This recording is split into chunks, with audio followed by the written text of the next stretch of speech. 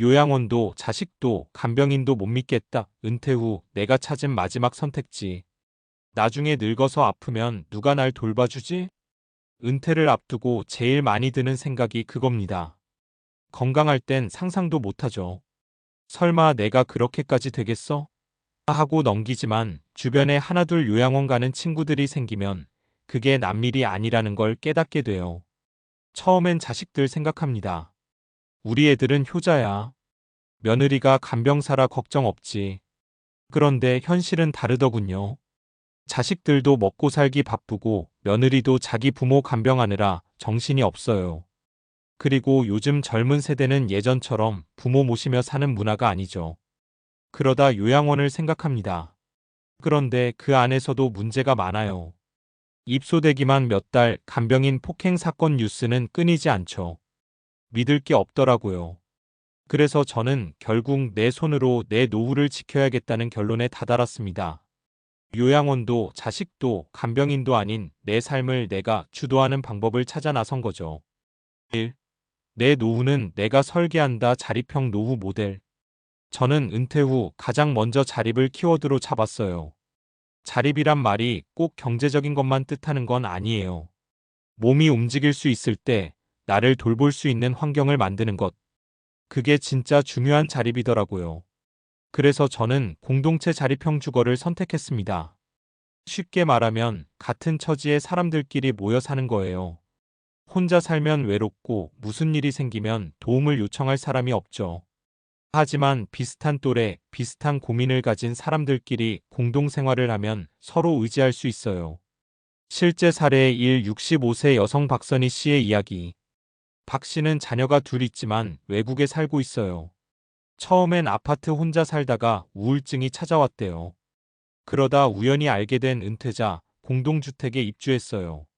집은 각자 따로지만 마당, 부엌, 커뮤니티 공간은 공유합니다. 매주 요일을 정해 돌아가며 밥도 해먹고 같이 운동도 하죠.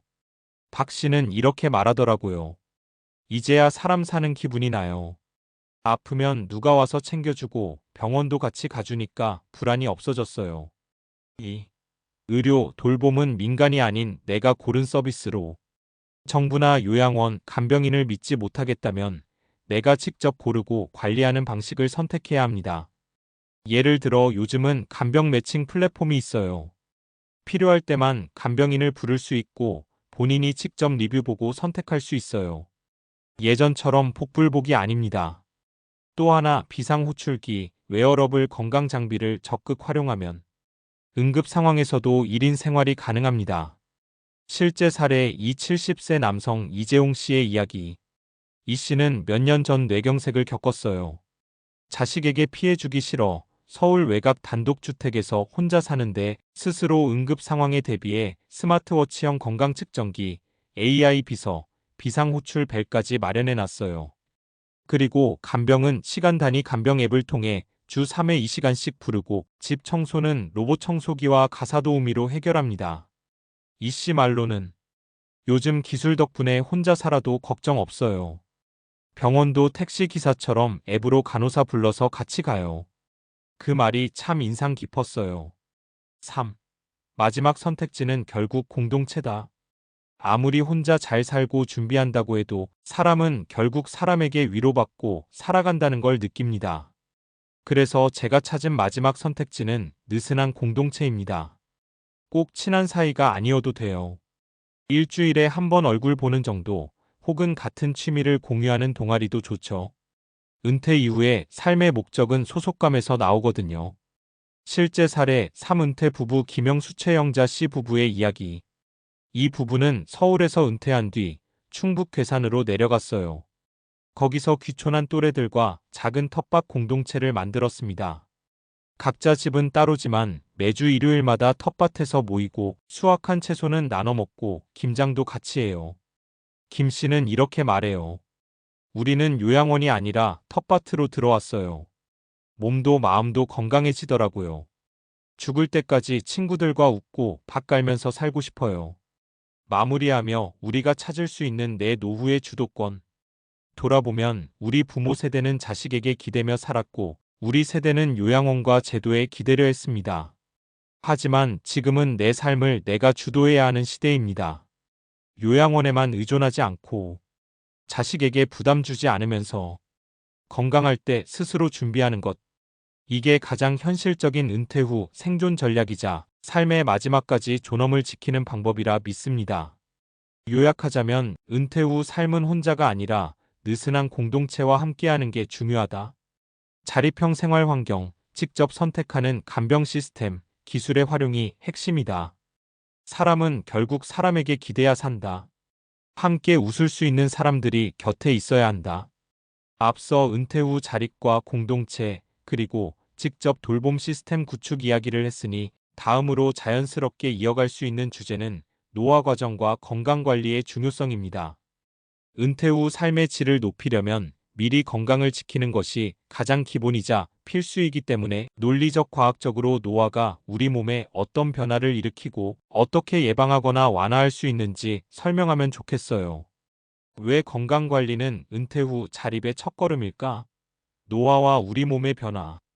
사실 은퇴 후 내 삶을 내가 주도한다는 말이 추상적으로 들릴 수 있는데 이게 정말 가능하려면 몸이 뒷받침해줘야 해요. 그렇지 않으면 아무리 좋은 공동체도 좋은 돌봄 시스템도 소용없죠. 노화는 누구나 겪는 자연스러운 현상입니다.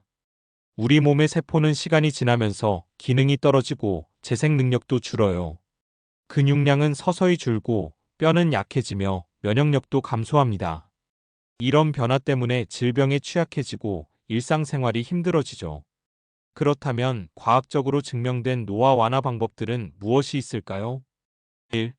규칙적인 운동 근육과 뼈 건강을 지키는 비결. 근육량 감소는 30대부터 시작돼서 70대에 이르면 절반 가까이 줄어들 수 있어요.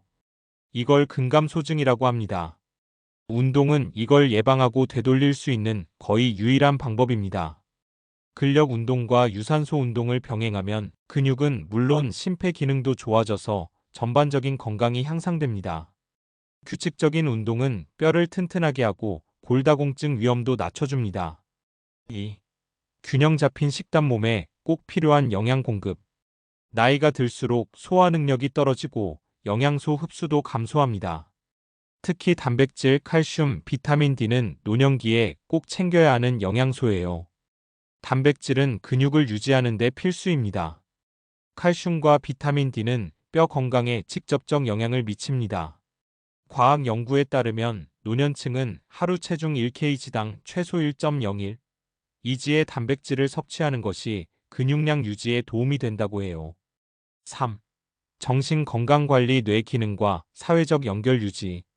노화는 단지 몸만의 문제가 아니라 뇌도 영향을 받습니다. 인지 기능 저하와 치매 위험이 커질 수 있죠.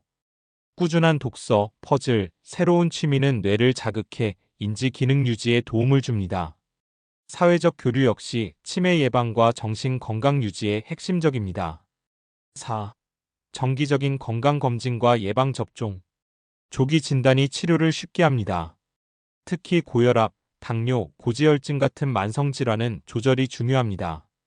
또 독감, 폐렴구균 예방접종으로 감염병 위험도 낮출 수 있어요. 마무리. 따라서 은퇴 후에 진짜 내 삶을 내가 주도하는 것은 내 몸과 마음을 내가 돌보는 데서 시작됩니다. 건강 관리를 통해 노화를 막는 건 불가능하지만 건강한 노화는 충분히 가능하다는 사실을 기억하세요. 이런 준비가 되어 있어야 내가 원하는 공동체에서 내가 선택한 돌봄을 받으며 자립적인 삶을 누릴 수 있습니다.